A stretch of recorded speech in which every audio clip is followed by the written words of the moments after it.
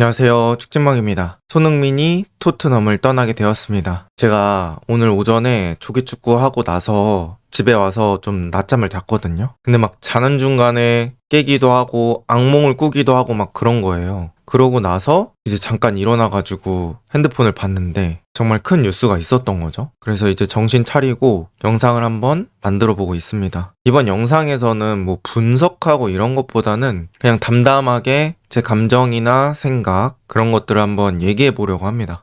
제가 94년생이거든요. 사실 저는 축구에 관심을 가지기 시작했던 시기가 2002년 월드컵이었어요. 그때 이제 초등학교 2학년 때 놀이터에 공 들고 가서 그네 옆으로 걸어놓고 그걸 이제 골대로 만들어가지고 실제로 축구를 하면서 축구라는 게 되게 좋아지기 시작했거든요. 그리고 나서 이제 박지성 선수가 유럽에서 잘하다가 맨유라는 그 당시에는 정말 세계 최강의 팀 중에 하나로 간다는 그런 얘기를 듣고 저도 이렇게 아빠가 TV 틀어주시는 거를 따라서 보면서 프리미어 리그라는 거를 알게 된 것 같아요. 그러면서 뭐 긱스, 스콜스, 루니, 호날두, 반니스텔로이 이런 맨유 선수들은 물론이고 뭐 그때 당시에 드록바, 존 테리 이런 첼시 선수들 그러면서 자연스레 친구들이랑 뭐 PC방 가서 축구 게임도 하고 그렇게 해외 축구에 대한 관심이 늘었었던 기억이 있는 것 같아요. 그러고 이제 박지성 선수가 은퇴를 하게 되고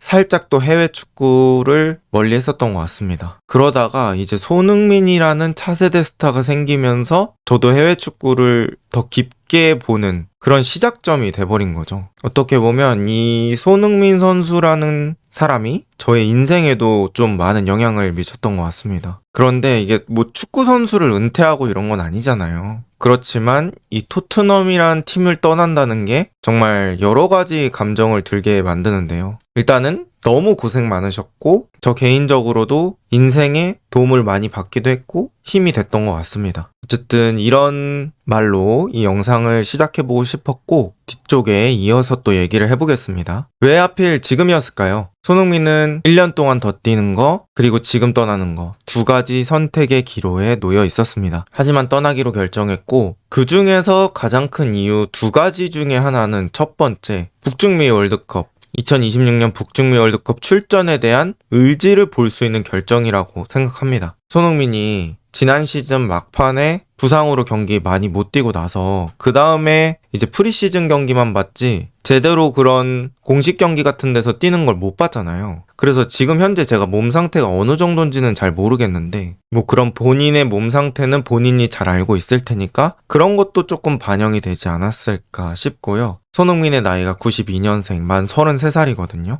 게다가 포스테코글루가 아니라 감독이 프랭크로 바뀌면서 사실 주전 자리가 어떻게 보면 모두에게 열려있는 상태입니다. 이건 뭐 손흥민의 기량과 관계없이 새로운 감독이 오면은 거의 모든 팀에서 비슷하게 일어나는 현상이잖아요. 그럼 손흥민은 지금 또다시 주전 경쟁을 해야 하고 뭐 여기서 주전 경쟁에서 이겨서 또 엄청나게 많은 경기를 뛸 수 있습니다만 또 그건 사실 보장됐다고 말하긴 어렵잖아요. 똑같은 팀원 중에 한 명으로서 경쟁해야 되는 입장이기 때문에 엄청나게 많은 경기를 뛰는 건 어렵지 않을까라고 판단을 했을 수도 있을 것 같습니다. 그래서 조금 더 많은 출전 시간을 부여받으면서 경기 감각을 유지할 수 있는 그런 곳으로 떠나지 않을까 싶고요. 현재로서는 미국의 LAFC라는 팀이 가장 많이 언급이 되고 있습니다. 그리고 본인도 이제 인터뷰에서 유로파리그 우승이라는 걸 언급을 했거든요. 그런 것처럼 이 유로파리그 우승도 가장 큰 요소 중에 하나가 아니었을까 싶습니다. 손흥민이 토트넘에서 뭐 개인 커리어라든지 여러 가지 것들을 많이 이뤘잖아요. 그리고 뭐 리그 준우승도 해본 적이 있고 챔피언스 리그 준우승도 해본 적이 있고 그런 것처럼 큼직큼직한 것들은 많이 경험을 해봤지만 결국에 경험을 하지 못했던 게 유로파리그 우승이었는데 이번에 우승하면서 그 절실함의 열매를 얻었다고 생각하거든요. 또 이런 유로파리그 우승 트로피 따고 나서 그래도 나 토트넘에서 할 수 있는 거 절실히 원했던 거 해봤던 것 같아. 이런 생각을 또 하지 않았을까 싶습니다. 이건 제 개인적인 추측이고요. 뭐 손흥민 선수는 이런 여러 가지 상황에 대한 복합적인 감정이 있었겠죠. 그리고 마음의 결정은 이미 일어나지 않았을까 싶고요. 이 발표 시점이 한국 왔다가 다시 돌아가서 발표하는 게 아니라 그냥 우리나라에서 발표를 또 한 게 또 손흥민 선수가 우리나라를 얼마나 생각하는지도 좀 알 수 있는 부분이 아닐까라고 생각을 했습니다. 그리고 거기서 인터뷰했던 내용들을 제가 몇 문장 가져와 봤어요. 일단 손흥민 선수가 이번 결정이 축구 인생에서 가장 어려운 결정이었다 이렇게 밝혔고요. 지금 쿠팡 플레이 시리즈 방안에서 뭐 어디로 갈지 구체적으로 말하러 온 것은 아니기 때문에 당장의 경기에 집중하겠다고 밝혔습니다. 그리고 저는 이 말이 조금 의미가 컸다고 생각을 하는데요. 토트넘이란 구단에게, 팀에게 하루도 빠짐없이 모든 걸 바쳤다는 얘기를 합니다. 이런 문장이 뭔가 가슴에서 좀 울림을 주는 것 같고, 그래도 이 손흥민 선수가 참 프로다. 이런 거를 느낄 수 있었던 문장이었습니다. 그리고 조금 더 다른 환경 속에서 축구를 할 수 있는 것도 생각을 했다고 하고, 이 다른 환경이라는 건 해외를 얘기하는 것이 아닐까라고 또 제 작은 생각을 한번 덧붙여 보겠습니다. 그리고 이제 23살 어린 나이에 영어도 제대로 못하는데 북런던에 도착했다 이런 식으로 얘기를 하더라고요. 그러면서 많은 사랑을 보내주신 스퍼스 팬분들께 감사드립니다. 이런 얘기했고 마치 제 집처럼 느껴졌습니다. 이런 얘기도 덧붙였습니다. 제 개인적인 또 생각이 들더라고요. 저도 축구 유튜버 이전에 이 손흥민을 응원했던 그냥 한 명의 축구팬으로서 이 손흥민 선수가 토트넘을 떠난다고 하니까 저도 막 손흥민 선수의 토트넘 시절 생각이 쭉 나면서 제 인생과 좀 겹쳐지더라고요. 저는 20대의 대부분을 손흥민 선수와 함께 했던 것 같습니다. 제가 2015년에 입대를 했고요. 2016년 겨울에 전역을 했습니다. 연말에 전역을 했는데 그때 이제 제가 전역하고 다시 사회로 돌아온 뒤부터 손흥민의 입지가 팀에서 올라가기 시작했던 것 같아요. 사실 뭐 군인일 때는 유럽 축구를 좀 보기 힘들어가지고 그때는 뭐 땅 파고 실제로 축구하고 이러면서 시간을 보냈던 것 같고 물론 시간이 더럽게 안 가긴 했지만 그리고 이제 전역한 뒤에 손흥민이 16, 17 시즌을 보냈었던 그런 기억이 있습니다. 그리고 그렇게 시계는 계속해서 막 흘러가는데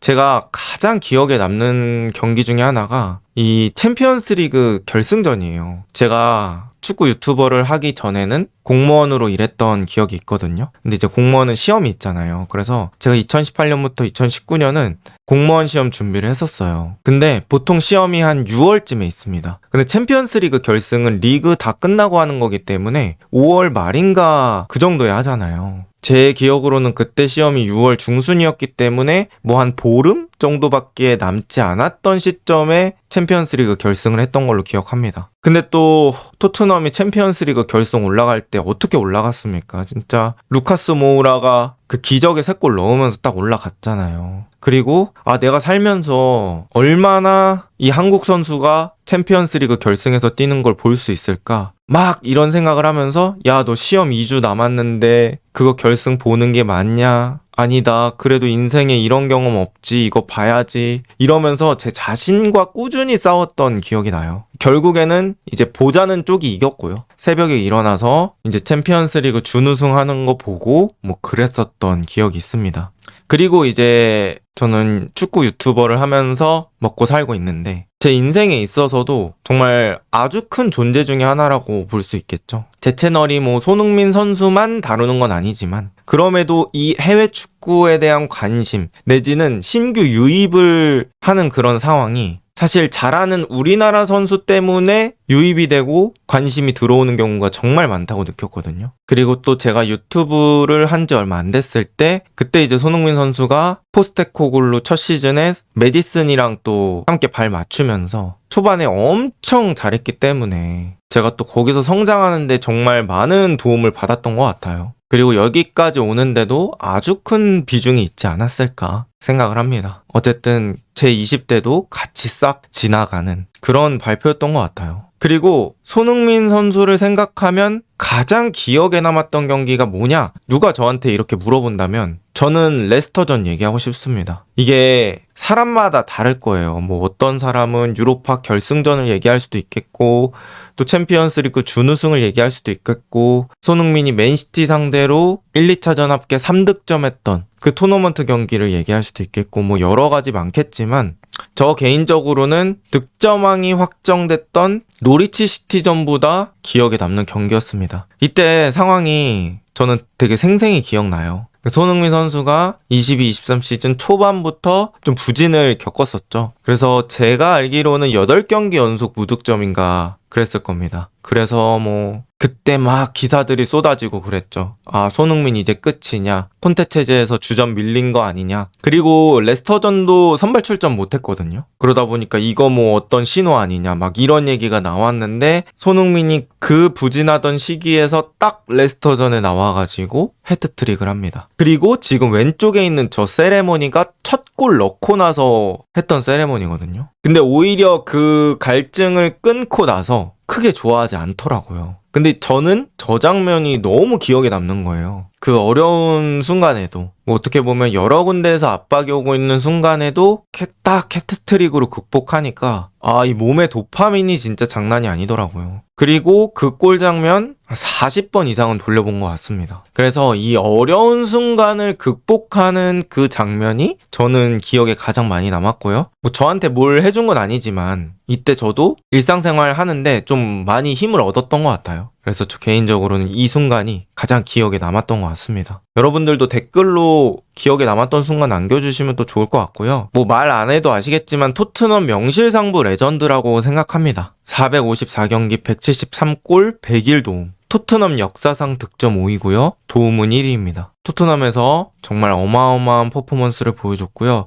프리미어리그 기록은 127골 71도움. 아시아 최초 프리미어리그 100득점 달성한 선수고, 프리미어리그 득점왕 21-22 시즌. 그 다음에 이달의 선수상도 4번이나 탔던 선수입니다. 뭐 우스갯소리로 손흥민과 케인은 우승컵만 없다, 이런 얘기가 나올 정도로 토트넘에서의 업적이 엄청났죠. 여러분들도 아시겠지만 한 클럽에서 이렇게 오랜 시간 동안 주전으로 활약한다는 게 그렇게 쉽지 않습니다. 새로 들어오는 경쟁자들을 계속해서 이겨내야 된다는 거고요. 나이는 한 살 한 살 먹어가지만 일정 수준 이상의 폼을 유지해야 한다는 겁니다. 정말 엄청난 업적이라고 볼 수 있겠습니다. 그리고 또 이런 생각 들어요. 대한민국 선수 중에 앞으로 이제 프리미어리그 역사에서 이 정도 하는 선수가 나올 수 있을 것인가? 라는 생각이 일단 지금 현재 시점에서는 들고 있습니다. 일단 저는 이거는 제가 축구 유튜버 하기 전부터 친구들이나 뭐 가족들한테 얘기를 했었던 부분인데, 이 손흥민의 플레이 스타일 자체가 되게 스타성이 높다고 저는 생각을 했거든요. 그리고 계속 그런 부분들 얘기하고 다녔어요. 일단 양발입니다. 이건 역시 스타성이 될 수 있는 부분이고, 스피드가 빨라요. 스피드가 빠르다는 건 물론 이제 퍼포먼스적인 측면, 성과적인 측면에서도 좋은 부분이 있겠지만 일단 보는 맛이 있잖아요. 와 하고 달리면 일단 눈이 즐겁습니다. 그래서 그런 것도 이제 스타성이 한몫하는 것 같고, 빠따, 그러니까 파워죠. 이 슈팅 파워도 진짜 엄청난 선수잖아요. 그리고 슈팅 정확도까지 좋다 보니까, 또 그걸 양발로 때리다 보니까 뭐 비단 우리나라 사람뿐만 아니라 이제 해외에서도 이 손흥민이란 선수에 대한 스타성을 인정할 수밖에 없을 것 같아요. 그래서 뭐 빠른 스피드, 슈팅력, 이런 것들은 인기 많은 공격수들이 항상 보유하고 있는 특성 중에 하나라고 생각하고요. 가장 도파민 터지는 스타일이 아닐까라는 생각이 개인적으로 들었습니다. 게다가 프리미어리그, 지금도 보면 아시잖아요. 프리미어리그에서 영입하는 선수들의 수준이 얼마인지, 영입할 때 드는 돈이 얼마인지. 그런 최고의 리그 중에 하나에서 이 득점왕이라는 업적은 진짜 다른 선수가 깰 수 있을까요? 이거는 뭐 아직까지도 잘 안 믿긴다고 생각합니다. 그리고 또 손흥민의 장점 중에 하나가 저는 꾸준함이라고 생각하거든요. 오랜 시간 동안 꾸준히 이 빅식스라고 하는 팀에서 주전으로 자리 잡으면서 뛰는 거. 이건 역시 저는 엄청나게 어려운 부분이라고 생각하는데 꾸준함까지 만족시켰던 선수라고 생각합니다. 그래서 이 모든 것들을 고려해봤을 때는 이 정도 스타성에 이 정도 업적을 만드는 선수가 프리미어리그에서 나올 수 있을까라는 생각이 좀 들었고요. 이제는 현실적으로 한번 또 생각을 해볼게요. 토트넘이 손흥민의 대체자를 영입할까라는 생각을 또 해봤는데 제 생각에는 동일 포지션의 대체자는 영입하지 않을 가능성이 높지 않을까 생각을 합니다. 뭐 손흥민이 이제 나간다고 가정을 했을 때는 지금 당장 왼쪽 윙어를 보충한다기보다는 다른 포지션에서의 전투력을 더 신경 쓰지 않을까라는 생각을 했습니다. 지금 뭐 앞으로 이 토트넘이 이 선수들을 어떻게 하느냐는 명확하게 정해진 거는 없지만 일단 있는 자원 중에 왼쪽 윙어로 쓰일 수 있는 자원들을 한번 얘기해보면 마티스텔, 오도베르, 솔로몬, 브라이언 힐, 무어, 양민혁 뭐 이런 선수들이 있고요. 따지자면 왼쪽 윙어에서 뛰어 하면 뛸 선수들도 더 많습니다. 뭐 히샬리송이나 존슨 같은 선수도 되긴 되니까요. 그래서 일단은 이 선수 자체가 많기 때문에 왼쪽 윙어는 좀 컴팩트하게 정리를 하는 게 조금 더 중요하지 않을까. 그리고 뭐 정리한 돈으로 다른 포지션의 전투력을 강화한다든지 아니면 뭐 득점감까지는 아니지만 경험 많은 윙어가 와서 가끔씩 출전하면서 멘토링을 해줄 수 있는 그런 선수를 데려올 가능성도 약간은 있지 않을까라고 생각을 해보긴 해봤습니다. 그런데 뭐 당장 왼쪽 윙어의 빅네임을 영입할 것 같은 느낌은 들지는 않고요. 텔과 오도베르의 성장을 좀 기대를 하는 것 같습니다. 뭐 이 영상 만들면서 이런 얘기 저런 얘기 했는데 저도 정말 많은 생각이 드는 것 같습니다. 그런데 뭐 은퇴는 아니잖아요. 앞으로 또 월드컵에서도 볼 수 있고 그러다 보니까 토트넘 떠나서도 몸 잘 만들어서 또 좋은 활약을 했으면 좋겠습니다. 그동안 고생 많으셨습니다. 이번 영상은 여기까지입니다. 좋은 하루 보내세요.